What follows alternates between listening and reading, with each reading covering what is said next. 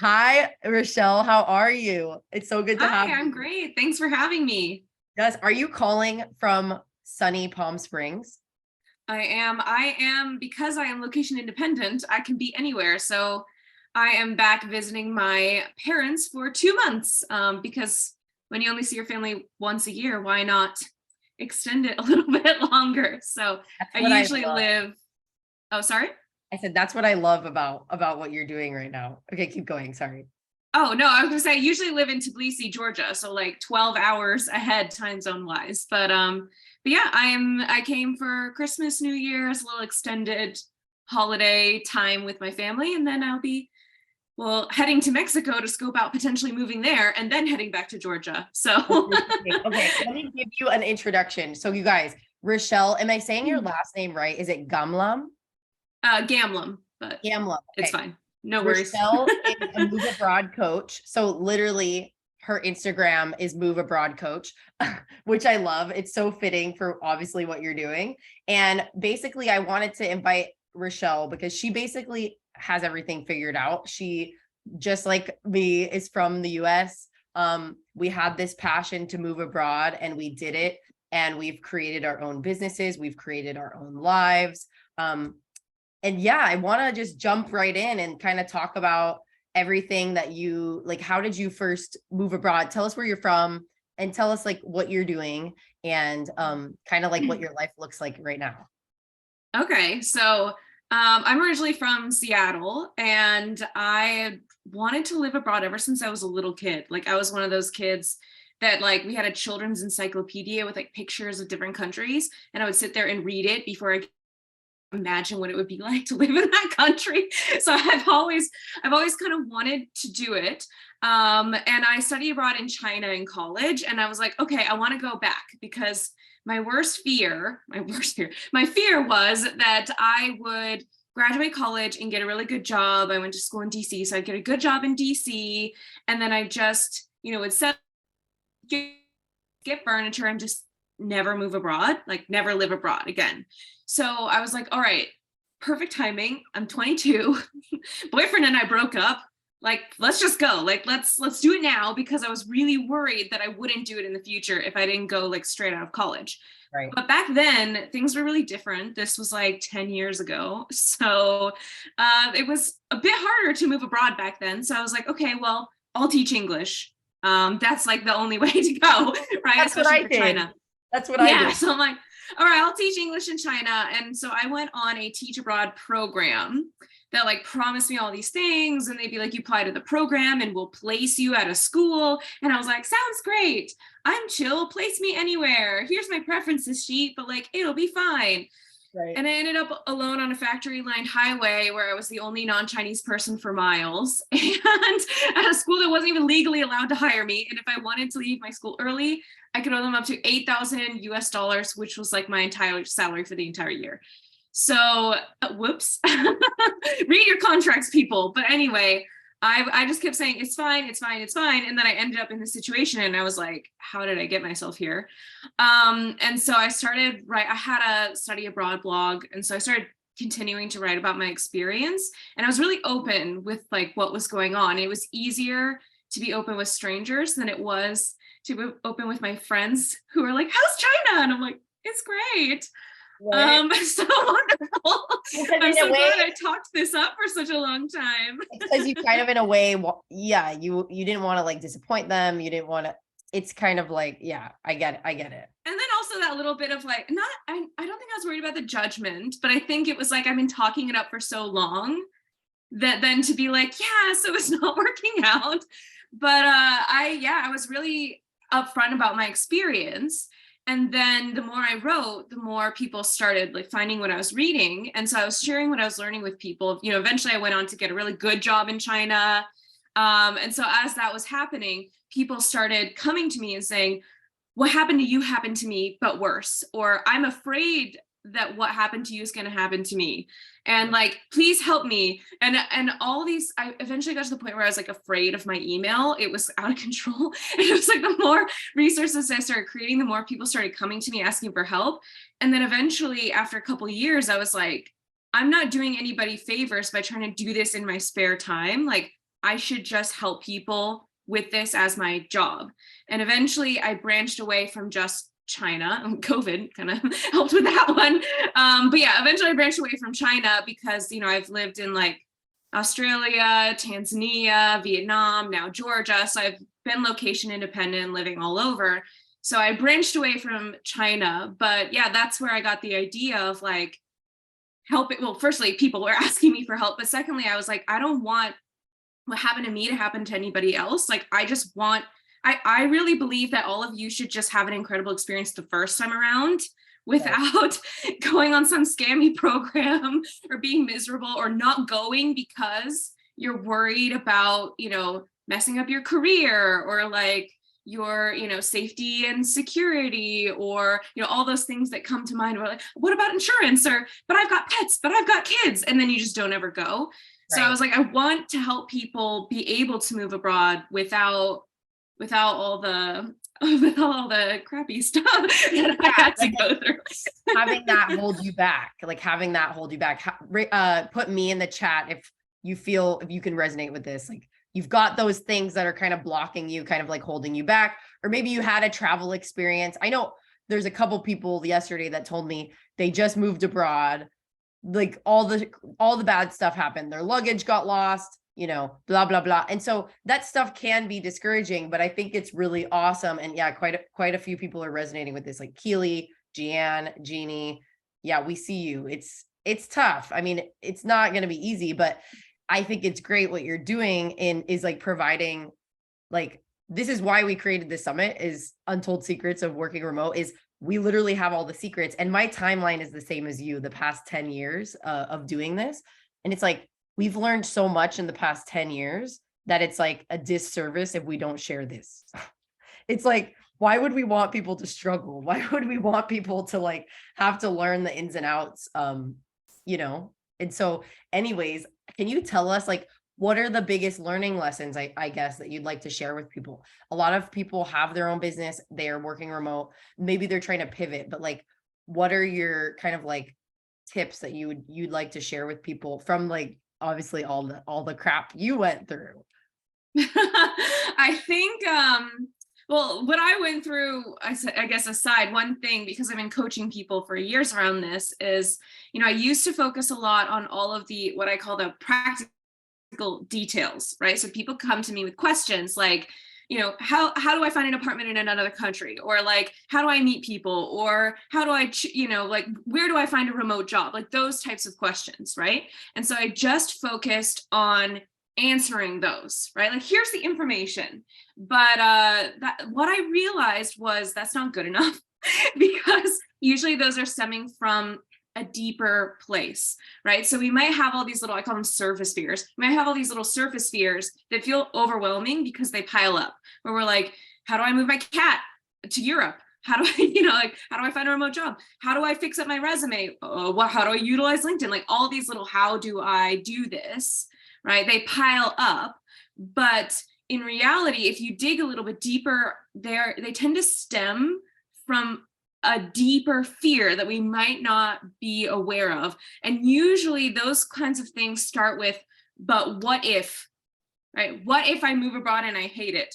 What if moving abroad ruins my career? What if it's bad for my kids or my pets? Like, what if I move abroad and I hate it, and then I come back home a failure and I can't find a job or a place to live, and then I'm homeless, right? Like, right? Like it just keeps going. It just keeps going. Yeah. Totally. And so a lot of times people don't necessarily come to me with those questions, but when I dig a little bit deeper, when people are like, yeah, how do I find friends abroad? And I start digging a little bit deeper, the fear is like, what if I move all the way abroad and I can't make any friends, and then I'm so lonely that I'm miserable? Mm-hmm. And that like, oof, that like hits you a little bit harder, right? And so once we know where these fears are coming from, then we can actually work on solving them so that you feel comfortable moving. That's why I do a lot of like mindset work, which is what I call it. But in reality, if you're not into mindset, that's fine. But all it is like, okay, you know, what are some of those things internally that might actually hold you back? because I saw time and time again when I was first coaching people forever ago on how to move to China, people would come to me with the weirdest excuses, like, oh, I can't move abroad because health insurance. And I'm like, we can get you health insurance in China. Like that's Yeah. health insurance exists. Like that's fine. Like Or we like, can get it for you for 50, we can get you international medical health insurance for $50 a month. No problem. yeah, Like I $20 can't, a month. like, I'm not going to move because I found a really good job back home. And I'm like, why are you applying to jobs back home when you want to move abroad? Like, that's like the biggest self-sabotage behavior you can possibly do. Or like, oh, I can't move abroad because I need to get my driver's license. And I'm like, why, AAA. what? Like, What? Right now? Yeah, like AAA, 20 minutes, walk in, get out. Yeah, like get your driver's license. You're moving to China. You're not even going to be driving. Like, I'm so confused. And this was like after she already had a job. And so I started to notice that, it's, yes, the practical information is very important, right? Like it is important to learn how to apartment hunt in another country and like, potentially ship your stuff overseas or whatever it is that you're, fix up your resume. But a lot of what keeps people from moving abroad is actually those fears that hold you back, that you might not even realize are there. But a lot of times we have these ideas, or I call them misconceptions, that like moving abroad is less secure, or it's going to not be as good for your career, or that it's going to be, you have to save up tons and tons of money before you can go, or that it's going to ruin your 401k and you're never going to get good insurance ever again. Like all these misconceptions, especially in the US, that I feel like society kind of just, I don't know where the idea comes from, but it comes from somewhere. And a lot of what I do is kind of like misconception busting, and also figuring out, okay, what are some of these things that are coming up for you that might actually hold back from doing all day long. But if you're going to apply back home and then be like, sorry, I'm not going to move abroad anymore because I found some job back home, like all that work that you put in it's not going to take you anywhere if those fears are going to pop up and then make you want to turn away, if that makes sense. So it sounds like you've got this pretty, obviously you were on top of those fears. Like obviously all that came up for you too, or how did that pan out for you? And like, how are you moving to all these different countries? It's just, so for me, I'm a little bit different than a lot of the people I coach, in that I was so afraid of the fact that I wouldn't go that I went without doing all my research. So like, that was me, where I was just like, okay, I know this about myself. I might get stuck and not ever go. So I'm just going to go now. Yes. Sign the contract, whatever. Let's do it. Doesn't matter. And then I get there and I'm like, whoops. So don't do what I did either. right. But I think that was almost like a counterphobic reaction, where I was like, I know I'm scared, so I'm just going to jump in. If you're like jumping off a cliff into the water and you're like, I'm scared, so I'm just going to go for it right now. Right. So that's kind of what I did. But that is also a problem, right? Like if you are so scared that you're just not going to do it and you jump in without doing any research, without fully reading your contracts, without applying to multiple jobs, and you just take the first thing that's offered to you, like that's not great either. So don't do what I did too. I think if I had like actually worked through some of that stuff and like calmed down for a moment, I might have had a much better experience for myself.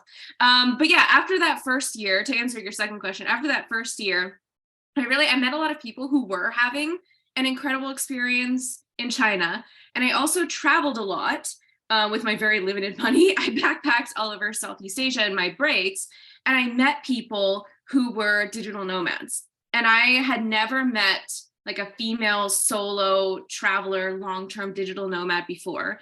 And I had such incredible conversations with women in my hostels where I was like, I'm so impressed with you. Like, this is incredible. Like, I love what you're doing. And they're like, I'm impressed with you. You live in like rural China. So we'd get in these really interesting conversations. And and like finding other female travel bloggers inspired me to, start traveling more solo. And I ended up living in China for 5 years. I ended up getting a really cushy job as a college counselor in Beijing. But after 5 years in China, I was like, there's more of the world to see. And I wanted to start my own business. I wanted to start coaching. And so China's visa is not great for that either. Like, all right, it's time. So I was making really good money in China. Like I paid off all my student loans. I saved up like an extra 20K. Like I saved $40,000 in 2 years in China without even really trying. Like, so it Wow. was, And that's yeah. from those teaching English contracts, right? No, this was from working as a college counselor. So I helped Chinese kids apply to American universities. So I was making a US, like slightly lower US salary, but my housing was free and China's more affordable than the US. So and I got roommates to save extra money. So I just saved a lot of money without even really trying. That's amazing. I didn't know that you could also get jobs in China besides the teaching English. So they actually will hire Americans for other jobs too. Oh yeah, that was like my specialty for quite a while, where I was Amazing. like, yeah, I was helping people get jobs at international schools, critical reading and writing, debate coaches, drama teachers, like the whole thing, sports coaches, like there's a bunch of other things out there. And that was also part of the reason I got started coaching, was because I was saying to people, I'm like, you don't have to teach abroad for these giant international companies or these like sketchy programs. Like there are really good jobs out here. They're just not good at advertising to you. Right. For sure. And that's Yeah. kind of like why people are here, is because there's a lot out there on the internet, but sometimes you have to go digging and it's crazy, but that's kind of why this is You nice. got to know people. You gotta know people to really get things done. And what I heard you touch on is the tribe. When she went, you guys, I mean, she found like-minded, like solo travelers that were living their dreams, and then that inspired her. So even if you're feeling really anxious and scared right now, just know that when you get there, you're gonna find your people. You're gonna find people that inspire you to be creative. And that's what happened with me. Like I started my web design and my social media business abroad, but that's because I was inspired. I took a master's in entrepreneurship, met other cool people that were starting startups, and I was like, why am I not doing that? And so then I did it. So You can do a startup. Why can't I do it? That was me. I was like, oh, if you can do it, then yeah, I can do it too. Oh, wow, that's great. Like, yeah, I mean, yeah, that's why I got started like running my own business and like living remotely. And I was freelancing at first. I didn't just go all in. I was also freelancing. But yeah, like you meet other people who are traveling the world, location independent or more digital nomadic and moving around every few months. And I was like, I want to try that too. Like I've been in China for 5 years. It's time for me to see the rest of the world. And so now for me, I really enjoy, it took me a while to figure out what the right lifestyle was for me, because this is important. Their own I guess preferences for how they want to live their life abroad. So that's one thing that I do. And even just like my get started boot camp, I'm like, okay, we got to figure out like what kind of lifestyle you want. So for me, I really like being location independent, but living in a place longer term, like more of an expat style, rather than moving around every few months, because I find it tiring. But I did it for like, I don't know, like 2 years before COVID. I did that. Yeah. And then I was like, all right, I'm tired now. So then COVID happened and I was like, I guess I'll stay in Georgia. Yeah, I resonate. And if you guys can just drop in the chat, like from everything she's talked about, who resonates with China? Like what has sparked something? So maybe something sparked in you, like you weren't thinking about China, but maybe now you're thinking about China. Just put China in the chat. And then if any of this is resonating at all about the fears and all of that that's coming up, that's holding you back, please put me. And then quickly, Richelle, can you chat about your get the F out checklist? Like what? Yeah. I love the name. What is this? What is this free gift? I just put it in the chat. What is it? Yeah, so it's the GTFO Move Abroad checklist. So this was actually inspired by when I was planning my wedding, and it was like a bunch of things you have as a checklist of everything you need to do when you're planning a wedding. And I was like, wouldn't it be cool if there was one of those for moving abroad?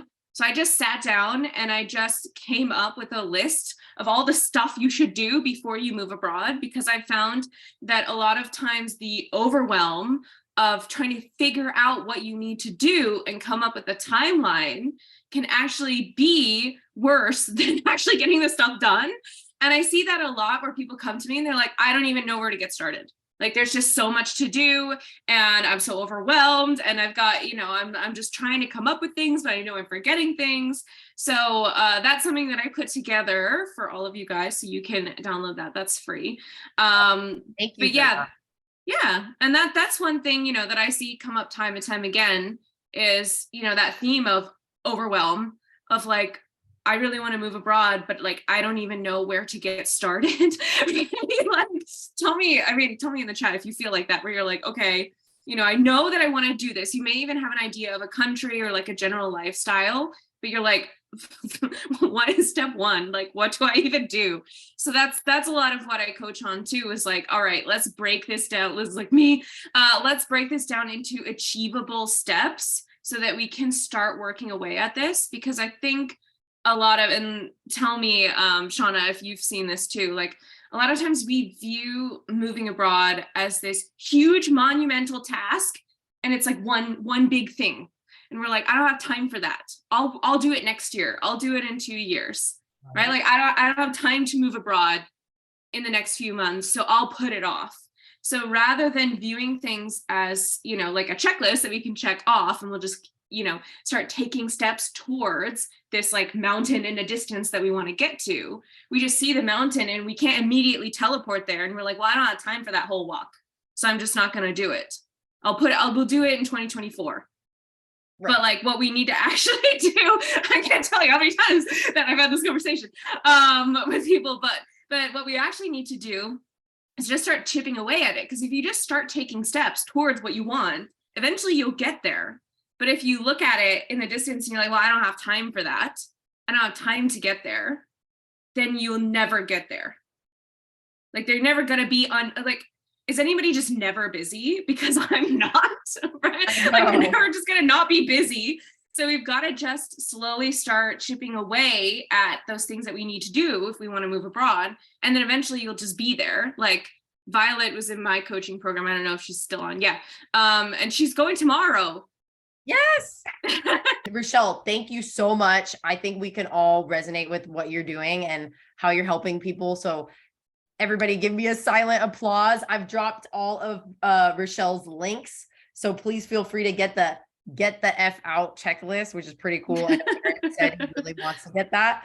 And thank you so much, Richelle. I wanted to introduce you first to Shay before you jump off. Shay is in Argentina, and she's also a really awesome, powerful CEO helping a lot of people figure out time freedom. Yes. Hi, Richelle. Hi. I'm like, ooh, this is an interesting time freedom. I'm like, oh, I need to listen to this one too. Thank you so much, Richelle, and we'll connect later. Hopefully you guys can also connect offline.